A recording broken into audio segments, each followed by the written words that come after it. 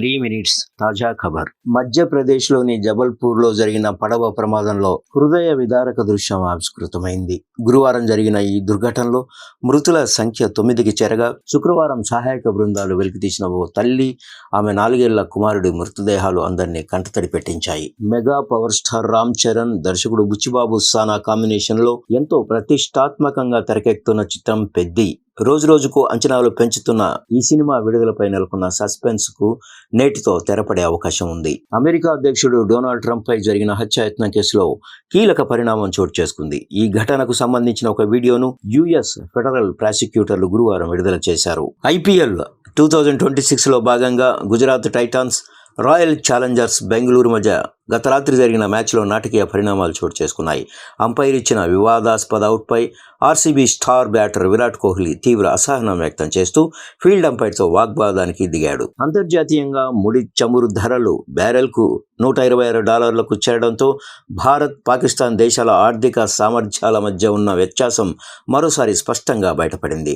Hormuz జలసంధి వద్ద ఏర్పడిన అంతరాయాల నేపథ్యంలో చమురు ధరలు ఒక్కసారిగా పెరిగిపోయాయి. గురువారం పాఠశాలలో హాకీ శిక్షణ తీసుకుంటూ ఉండగా బంతి తలకు బలంగా తగిలి 13 ఏళ్ల బాలిక ప్రాణాలు కోల్పోయింది. గోవా గుయిరిన్లోని సెయింట్ ఆంథోనీస్ హైస్కూల్లో 9వ తరగతి చదువుతున్న రూయిసా కర్షల్ ఈ ఘటనలో మరణించింది. శ్రీలంక క్రికెట్లో ఒక వివాదం కలకలం రేపింది.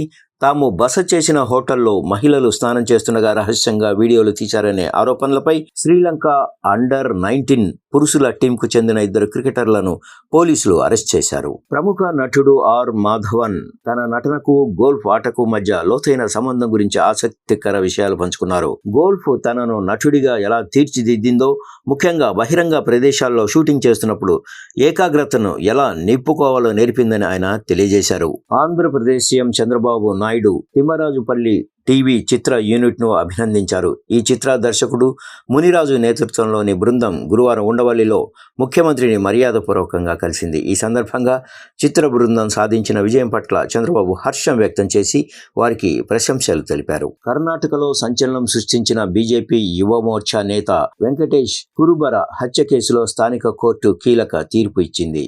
దోషులకు మరణశిక్ష విధిస్తూ కొప్పల్ జిల్లా గంగావతి కోర్టు గురువారం తీర్పు ఇచ్చింది. ఈ ఘటన అప్పట్లో రాష్ట్ర రాజకీయాల్లో తీవ్ర ప్రకంపనలు సృష్టించింది.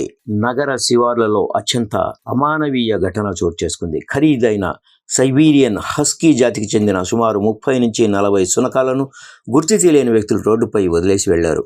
ఎండ వేడిమికి తట్టుకోలేక, ఆహారం నీరు లేక అవి తీవ్ర అస్వస్థతకు గురయ్యాయి. ఈ ఘటనలో ఒక శునకం ప్రాణాలు కోల్పోయింది.